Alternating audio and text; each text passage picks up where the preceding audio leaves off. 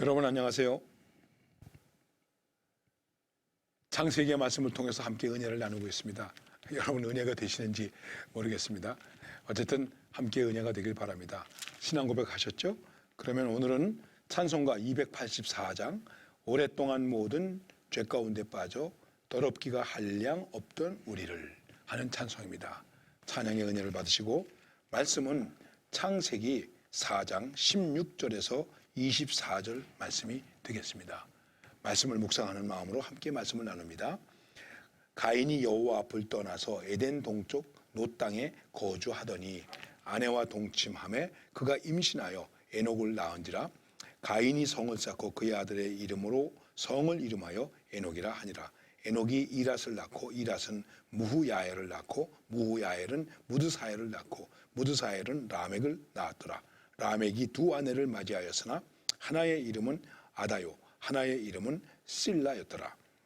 아다는 아바를 낳았으니 그는 장막에 거주하며 가축을 치는 자의 조상이 되었고 그의 아우의 이름은 유발이니 그는 수금과 퉁소를 잡는 모든 자의 조상이 되었으며 실라는 두발가인을 낳았으니 그는 구리와 쇠로 여러 가지 기구를 만드는 자요 두발가인의 누이는 나아마였더라. 라멕이 아내들에게 이르되 아다와 실라여 내 목소리를 들으라.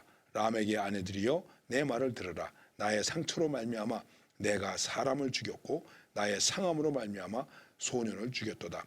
가인을 위하여는 벌이 7배일진데 라멕을 위하여는 벌이 77배 1이로다 하였더라. 네, 오늘 말씀도 썩 그렇게 유쾌한 말씀은 아닙니다.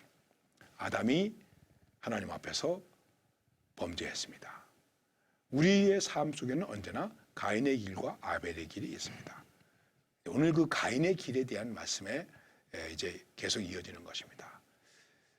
가인은 그럼 그 다음에 어떤 길이 되었는가? 하나님께서 자비를 베풀어 주어서 표를 주어가지고 이 세상에서 살아갈 수 있게 해 주었는데 그러나 그의 삶은 한마디로 이렇게 얘기하고 있습니다. 가인이 여호와 앞을 떠나서 여호와를 떠나서 여호와를 피하여 여러분 이게 문제인 것입니다. 아담과 하와도 범죄하고 어떻게 했습니까? 여호와의 낯을 피하여. 여러분 낯을 피하게 되면 어떻게 됩니까? 그러면 문제가 되는 거죠. 큰 문제를 가지고 있는 거예요. 교회를 피하여, 말씀을 피하여, 이웃을 피하여, 목회자를 피하여, 교인을 피하여. 여러분 우리가 피해서 어디로 가겠습니까? 하나님을 피하여 나가버렸다. 떠나버렸다. 그리고 그 하나님을 피하여 떠나간 삶이 그대로 이어지게 됩니다. 거기 그의 후손들에 대한 얘기가 쭉 나옵니다. 그런데 그들이 이제 뭐 퉁소 불고 피리를 불고 뭘 만들어내고 기술자가 되고 이렇게 얘기하고 있는데 이것을 현대적으로 얘기를 한다면 인간 문명을 만들어내는데 그들이 이제 기여하게 되었다 하는 것입니다. 그런데 그 문명이 어떤 문명이었을까 하는 것입니다. 그게 대표적으로 얘기한다면 향락 문명이었다는 것입니다. 그래서 벌써 일부 다처가 되는 거예요. 우리가 생각할 때 가만한 옛날 같지만 이미 벌써 그때부터 우리의 문명이 타락하기 시작하는 것이죠. 타락한 문명이었다는 것입니다. 이건 문화라고 물론 이야기할 수도 있겠습니다. 그런데 이들이 만들어낸 문명, 그 문화 속에는 향락 문화였습니다. 그리고 기술 문화였습니다. 여러분 이것은 그때나 지금이나 똑같은 것입니다. 이것은 너무 단정적으로 말씀드리면 여러분들이 어떻게 생각하실지 모르겠습니다만은 사실은 하나님을 떠나버리고 스스로 갈 길을 택하고 그리고 그 후손이 있게 되고 그런 그들의 삶의 방식대로 삶을 열어나갈 때 그들의 재주는 즐거움이 되기도 했지만은 나름대로 상당한 문명을 일으키는 했지만은 그것은 폭력, 전쟁, 또 성적인 타락, 향락을 추구하는 것으로서 소위 칼의 문화, 힘의 문화 이런 것들을 지배하는 결과를 만들어냈다 하는 것입니다. 지금도 우리를 다스리는 문화가 무엇입니까? 칼의 문화, 힘의 문화, 향락의 문화. 이것입니다. 정치를 하면 다 뭐라고 얘기하죠? 국민을 잘 살게 해주겠다는 거예요. 편안하게 해주겠다는 거예요. 처칠은 2차 대전 후에 국민들에게 뭘 요구했죠? 눈물과 땀을 요구했습니다.